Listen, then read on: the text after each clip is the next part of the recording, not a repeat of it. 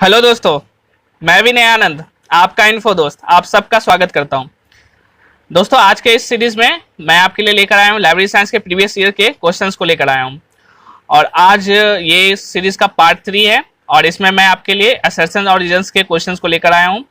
सो इस वीडियो को पूरे लास्ट तक जरूर देखना और यदि ये वीडियो आपको अच्छे लगे तो इसे लाइक कर देना, शेयर कर देना, सब्सक्राइब कर देना।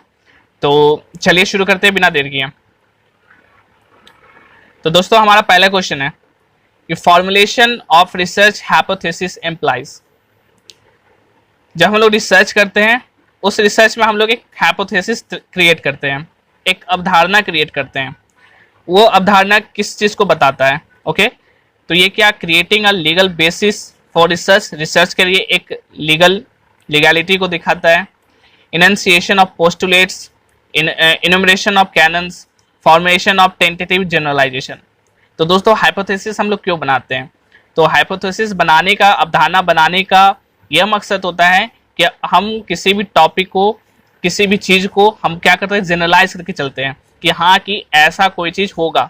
ठीक है, हम लोग जनरलाइज पहले कर लेते हैं कि हाँ कि हमारा जो रिसर्च होगा उस रिसर्च का रिजल्ट कुछ इस प्रकार से आ सकता है। तो हमने पहले ही उसके आउटकम को क्या कर लिया, एक हाइपोथेसिस मन में क्रिएट कर लिया, एक अजम्पशन क्रिएट कर लिया। तो क्या हुआ, एक रिसर्च हाइपोथेसिस क्या करता है, टेंटेटिव जनरलाइजेशन को, एक जनरलाइजेशन को डिनोट करता है, एम्प्लाइज करता है। ओके, नेक्स्ट दोस्तों है यहाँ मैचिंग द है। तो यहाँ मैचिंग में आपको करना है INIS, इनिस, एग्रिस, OCLC, निकनेट और ओहियो, दिल्ली, वेना और रोम। ओके, तो चलिए मिलाते हैं। तो सबसे पहले आपको जो जो आता हो पहले वो मिलाते चलिए। तो जैसे OCLC आपको पता होगा, ओहियो में है ये। ओके, तो आपका थर्ड का हो गया A। तो देख लीजिए आप थर्ड का A कहाँ पर है। तो थर्ड का A ऑप्शन आपके दो जगह है। ओके, अब आपको इसी दोनों में आपको फोकस करना है। अब आ जाओ निकनेट। तो निकनेट आपको पता है दिल्ली में है, तो दिल्ली क्या हो गया, 4 का B। तो 4 का B इस दोनों में है। ओके, अब आ जाओ एग्रिस, आ जाओ। तो एग्रिस आपको पता होगा, एग्रिस कहाँ है, रोम में है। तो सेकंड का D, तो सेकंड का D किस ऑप्शन में है, इस वाले में है। तो इनिस का कहाँ हो गया, रोम। इनिस का कहाँ हो गया, वियना। ओके, तो इनिस का हो गया 1 का C। So D is the right answer. दोस्तों, नेक्स्ट क्वेश्चन देखते हैं। ये है observation, organisation, learning and assimilation और जजमेंट कोरिलेशन। ओके, ठीक है, यहाँ नॉलेज, डेटा, विजडम और इन्फॉर्मेशन के बारे में दिया है। तो आपको पता होना चाहिए डेटा क्या है, नॉलेज क्या है, विजडम क्या है, इन्फॉर्मेशन क्या है। ठीक है, तो क्या करते हैं, जब डेटा है, डेटा को हम लोग क्या करते हैं, ऑब्जर्व करते हैं। ठीक है, तो आपका फर्स्ट का हो गया B। फर्स्ट का B किस में है, यहाँ पर है। तो चलिए देखिए, कहीं और ऑप्शन तो है नहीं, सिर्फ इसी में है फर्स्ट का B। तो आपका सही आंसर तो यही हो गया। चलो आगे मिला लेते हैं। तो जो ऑब्जर्वेशन करते हैं, डेटा को ऑब्जर्वेशन करते हैं, फिर हम लोग क्या करते हैं, जो डेटा ऑर्गेनाइज हो जाती है, वैसे डेटा जो ऑर्गेनाइज फॉर्म में होती है तो उसको क्या कहते हैं, उसे हम लोग इन्फॉर्मेशन करते हैं। तो जो ऑर्गेनाइज्ड डेटा है वो डेट इज कॉल्ड क्या, इन्फॉर्मेशन। नेक्स्ट क्या है, जब लर्निंग एंड एसिमुलेशन। तो जब हम लर्न करते हैं, कोई चीज़ सीखते हैं, अपने अंदर एसिमुलेट करते हैं, तो उससे क्या होता है, हम लोग को नॉलेज गेन होता है। ठीक है, तो नॉलेज गेन होता है, तो ये हो गया आपका थर्ड का A। एंड जजमेंट कोरिलेशन, जब हम लोग किसी चीज़ का जजमेंट करने लायक हो जाते हैं, जब हम लोग किसी भी सिचुएशन की जजमेंट कर सकते हैं, क्या सही है क्या गलत है वो जज कर सकते हैं। तो दैट मीन्स क्या हुआ कि आप में वो विजडम आ गया। ठीक है, तो ऑब्जर्वेशन किए वो डेटा हो गया, और ऑर्गेनाइज फॉर्म ऑफ डेटा क्या हो गया, इन्फॉर्मेशन हो गया। और जब लर्निंग एसिमुलेशन किया तो उससे नॉलेज गेन किए, और जब हम जजमेंट करने लायक बन गए तो वो क्या हो गया, विजडम हो गया। ओके, तो आप देख लेना कौन सा हो गया answer. So D is the right answer. Next है, यहाँ देखिए दोस्तों, CC का मेन क्लासेस से यहाँ क्वेश्चन हैं। तो आपको यहाँ मैच करना है कौन सा क्या होता है। तो जैसे आप मिस्टिसिज्म का आपका क्या होता है, सोशियोलॉजी, जैसे आपको पता होगा सोशियोलॉजी का पहले, तो सोशियोलॉजी मिला लो। सोशियोलॉजी आपका Y हो गया। तो सेकंड का B किस में है, तो इसमें है। फिर मिस्टिसिज्म हो गया आपका M हो गया, D। फिर आपका क्या है, यूजफुल आर्ट्स हो गया आपका डेल्टा। फिर नेक्स्ट है एंथ्रोपोलॉजी आपका क्या हो गया, ये हो गया Y7। ठीक है, Y7 कहाँ है, 4 का A। ओके, ठीक है, सो B is the right answer. Next पढ़ते हैं। नेक्स्ट दोस्तों, यहाँ पर आ गया आपसे असर्शन और रीजन वाले क्वेश्चन। तो इसको ध्यान से आप देखना, और ये ऐसे क्वेश्चन होते हैं जो आप स्किप कर देते हो, छोड़ देते हो। तो इसको छोड़ना नहीं, काफ़ी ध्यान से इसको पढ़ना। और इस क्वेश्चंस में एग्जामिनर्स आपसे ये टेस्ट लेना चाहता है कि आपके अंदर नॉलेज कितना, वो नहीं देखना चाहता है, वो देखना चाहता है आप कितने स्मार्ट हो। तो आपने स्मार्टनेस को यहाँ पर दर्शाना होगा। तो चलिए देखते हैं क्या है क्वेश्चन। तो पहला क्वेश्चन है कि library cooperation is the prime need of the day. Okay, ठीक है, ये तो बात बिल्कुल सही लग रही है कि एक लाइब्रेरी दूसरे लाइब्रेरीज के बीच में आपस में कॉपरेशन करेंगे। तो वो कॉपरेशन करना क्या है, प्राइम नीड है, बहुत बड़ी एक ज़रूरत है, ठीक है, ताकि रिसोर्स शेयरिंग किया जा सके। अब सेकंड रीजन क्या पढ़ते हैं, तो यानी फर्स्ट टू लाइन तो आपका सही है, यानी A is the correct, A is the true. Okay, and it is impossible for an individual library to meet all the requirements of its users. ठीक है, ये भी बिल्कुल सही लग रहा है कि एक जो भी इंडिविजुअल लाइब्रेरी है, एक लाइब्रेरी है, उस लाइब्रेरी को क्या है, ये काम इम्पॉसिबल करना उसको कि जितने भी यूजर्स हैं उन सभी के रिक्वायरमेंट को वो पूरा कर दे।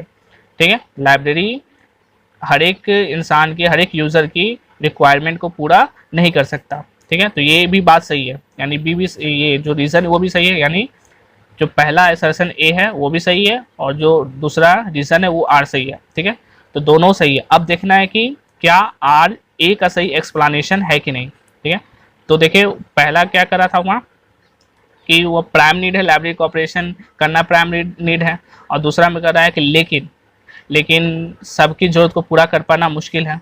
तो क्या आपको लग रहा है ना यहाँ पर कि हाँ, ये जो रीज़न दिया जा रहा है वो ए का एक्सप्लेनेशन सही एक्सप्लेनेशन है कि हाँ, कि लाइब्रेरी कोऑपरेशन तो ज़रूरी है, प्राइम नीड है, लेकिन उस प्राइम नीड को पूरा नहीं किया जा सकता हर एक यूजर्स के लिए। ठीक है, तो यानी ए भी सही है, आर भी सही है, and R is the correct explanation of A. So A is the right answer. Next question देखते हैं। यहाँ पर क्या आपका है, मैच जो है, मैचिंग सही किया हुआ या गलत किया उसको ध्यान से देखना है। तो पहला में ए में लिखा हुआ है क्या कि the difference between the highest and lowest value of a variable is range. Okay, जो आपके पास कोई डेटा है, एक स्टैटिक टेबुलर फॉर्म में एक डेटा लिखा हुआ है और उसमें क्या है 20 से लेकर 30 के बीच में कुछ डेटा आ रहे हैं, तो आपका उसका रेंज निकालना है। तो उसके बीच में रेंज क्या है, तो रेंज कैसे निकालते हैं हम लोग, जो हाईएस्ट है वैल्यू 30 उसको लोएस्ट वैल्यू 20 से माइनस कर देते हैं। तो जब हाईएस्ट वैल्यू को लोएस्ट वैल्यू से माइनस करते हैं, डिफरेंस करते हैं, घटाते हैं, तो उसको क्या करते हैं, रेंज करते हैं। तो ये सही है। The value of variable which divides the area under frequency curve into 2 equal parts. कब क्या करा है कि 2 इक्वल पार्ट में बांट देना होता है, तो उसको क्या कहते हैं, मीडियन कहते हैं। बिल्कुल सही है। मीडियन क्या कहता है, मीडियन एक बीच वाला पार्ट होता है और 2 भाग में, जैसे आपके पास कोई डेटा है, एक बहुत सारा डेटा लिखा हुआ है, उसको हम पहले क्या करते हैं, अरेंज कर लेते हैं, और अरेंज करने के बाद एक असेंडिंग ऑर्डर में या डिसेंडिंग ऑर्डर में उसको पहले अरेंज कर लेते हैं।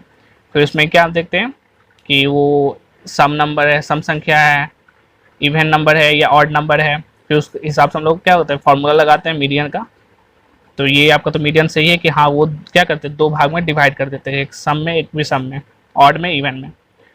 फिर नेक्स्ट क्वेश्चन है कि द रिजल्ट, नेक्स्ट है the result when the sum of all items in the series divided by the number of items in the series. ठीक है, मीन मतलब क्या होता है, एवरेज निकालना, कि जितने भी हैं नंबर्स हैं सबको ऐड कर दो, जोड़ दो और उसको डिवाइड कर दो जितना भी नंबर है। ठीक है, जैसे 4 + 6 + 5 उसको ऐड कर दो, कितना नंबर है, 3 नंबर है, तो 3 से डिवाइड कर दो, तो वो आपका क्या निकल गया, मीन निकल गया। ठीक है, नेक्स्ट है the value of variable for which the frequency is maximum. ठीक है, इज कॉल्ड प्रोबेबिलिटी। तो ये गलत है। कैसे गलत है कि कोई भी हमारा डेटा है, उसमें कोई उस डेटा में जो भी चीज़ ज़्यादा आ रहा है, बार बार आ रहा है, ठीक, उसकी संख्या ज़्यादा है, तो उसको क्या कहते हैं, उसको हम लोग कहते हैं मोड कहते हैं, ए मोड, डी मोड कहते हैं, बहुलक कहते हैं। पढ़े होंगे आप लोग, माध्य, माध्यिका, बहुलक, मीन, मीडियन, मोड। तो मोड मीन्स क्या हुआ कि कोई भी आपके पास डेटा में कोई संख्या बार बार आ रही, रिपीट हो रही है, जो जितने ज़्यादा बार रिपीट होगी वो क्या कहलाती है, मोड कहलाती है, वो प्रोबेबिलिटी नहीं कहलाती है। तो इसमें से कौन सा गलत मैच किया हुआ है, तो ये डी आपका गलत मैच है। नेक्स्ट क्वेश्चन यहाँ सेशन रीजन का है। क्या question, arrangement of documents by subject will satisfy more users. ठीक है, कि डॉक्यूमेंट का जो अरेंजमेंट किया जाएगा सब्जेक्ट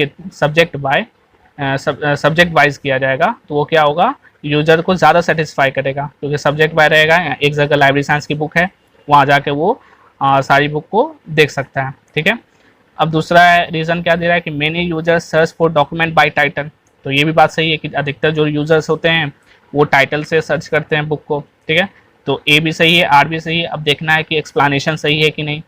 तो वहाँ पर क्या कर रहा है कि arrangement of document subject will satisfy more users, ज़्यादा से ज़्यादा लोगों को, यूजर्स को सेटिस्फाई करेगा अगर अरेंजमेंट सब्जेक्ट वाइज हो। और यहाँ पर अधिकतर यूज़र है जो टाइटल से सर्च करते हैं।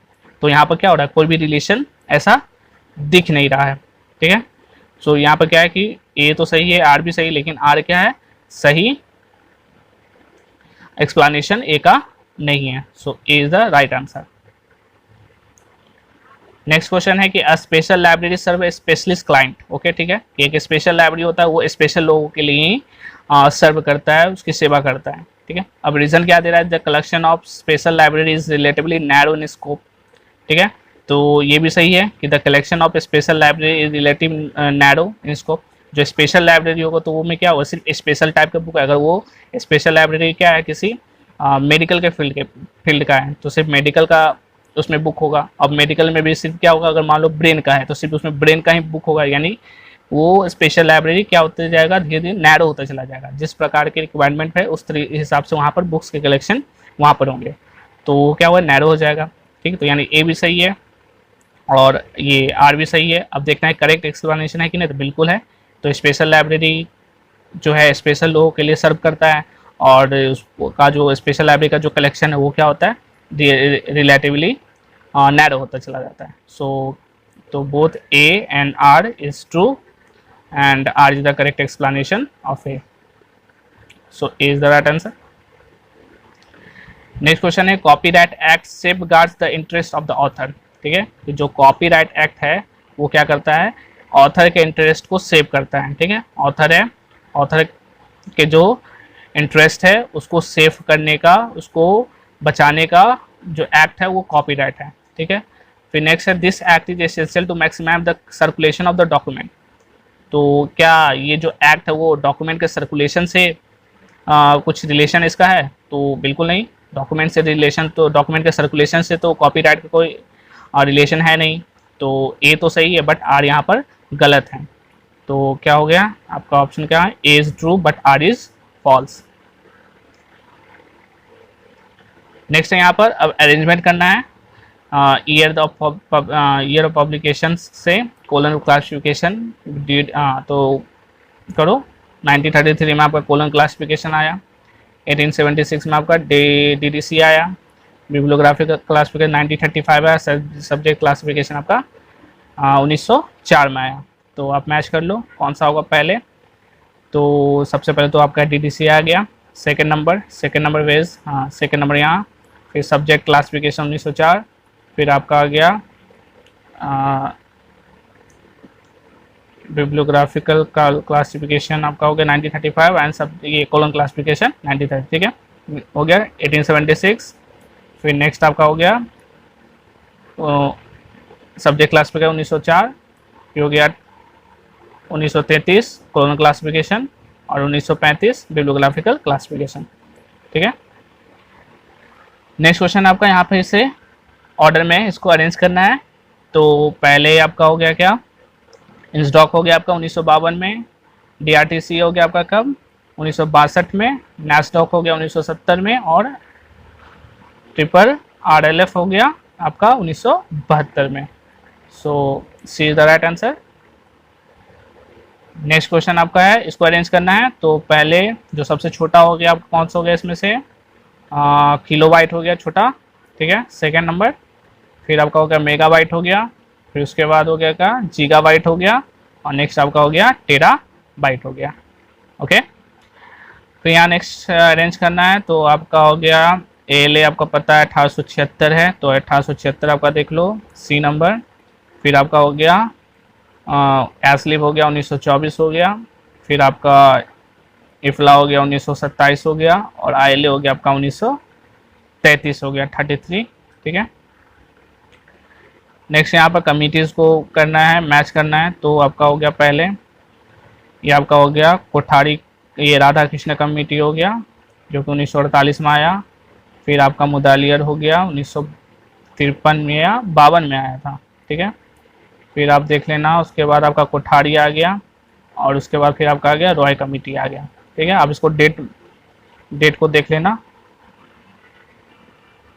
फिर नेक्स्ट आपका यहाँ पर कंप्यूटर से रिलेटेड है। कंप्यूटर में आपका सबसे पहले आपका क्या आया था, तो वैक्यूम ट्यूब आया था। ठीक है, वैक्यूम ट्यूब के बाद ट्रांजिस्टर आपका आ गया था। फिर उसके बाद लार्ज स्केल में इंटीग्रेटेड सर्किट आया था।